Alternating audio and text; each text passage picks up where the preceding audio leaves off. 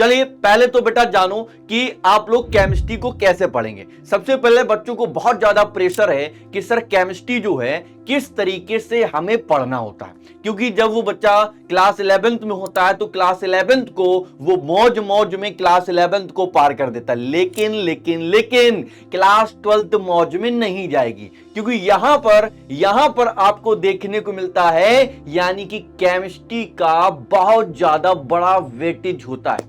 यानी कि मेरे प्यारे बच्चों कि इसमें आपका कम से कम 3 पार्ट्स में डिवाइडेड किया गया है। जो हमारा केमिस्ट्री है 3 सेगमेंट में है, जिसको हम फिजिकल केमिस्ट्री कहते हैं, आपका इनऑर्गेनिक केमिस्ट्री कहते हैं, और नंबर 3 जिसको हम कहते हैं ऑर्गेनिक केमिस्ट्री।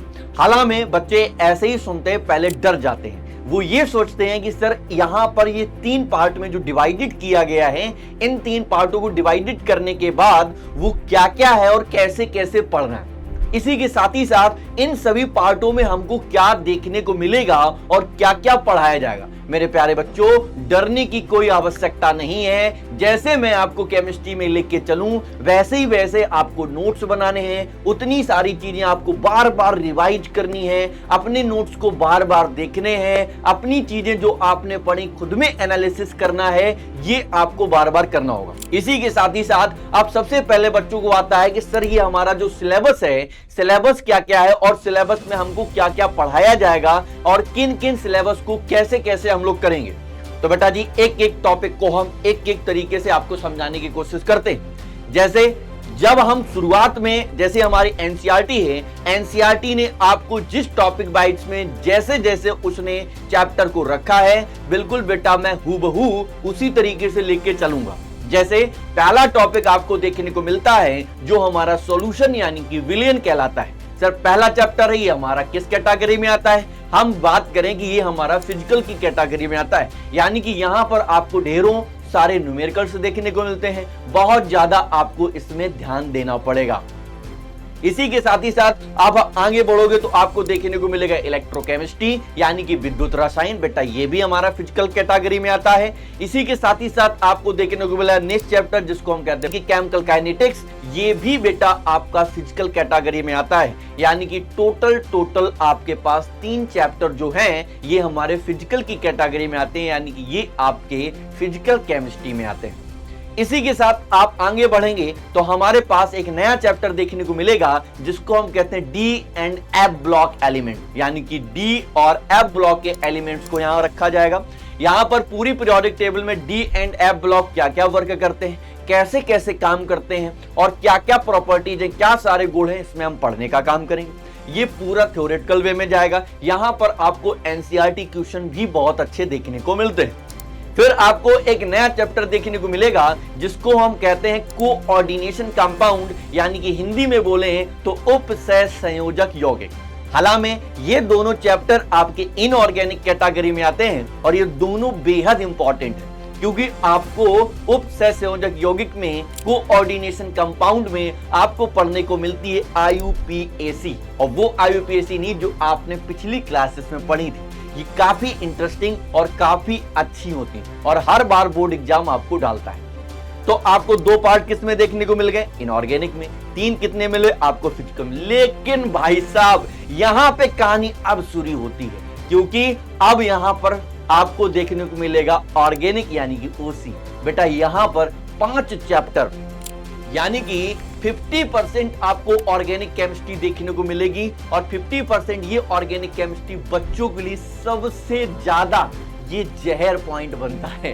यानी कि बच्चों का बेटा डाउट बनता है कि ऑर्गेनिक केमिस्ट्री का जो लेवल है वो बहुत ज्यादा हार्ड है, लेकिन मैं आपको ऑर्गेनिक केमिस्ट्री को इतने यानी कि प्यार से हंसाते हंसाते कंप्लीट करा दूंगा, आपका पता ही नहीं चलेगा कि ऑर्गेनिक कब खत्म हो गया।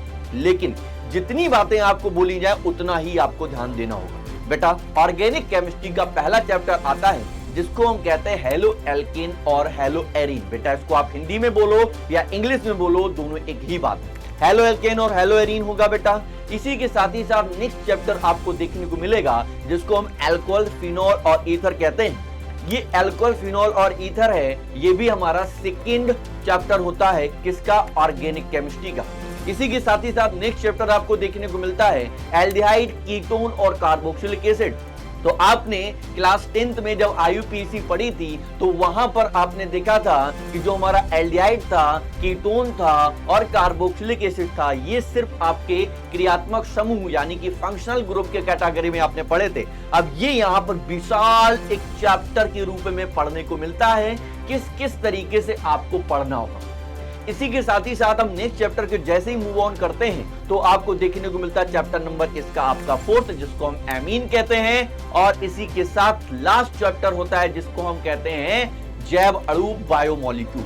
बेटा टोटल चैप्टर इस केमिस्ट्री में आपके लिए टोटल 10 चैप्टर हैं। इन 10 चैप्टर में से आपके 3 चैप्टर फिजिकल कैटेगरी में जाते हैं, 2 इनऑर्गेनिक जो मैंने आपको बताया, और आपके 5 यानी कि 50% आपकी ऑर्गेनिक कवर करती है।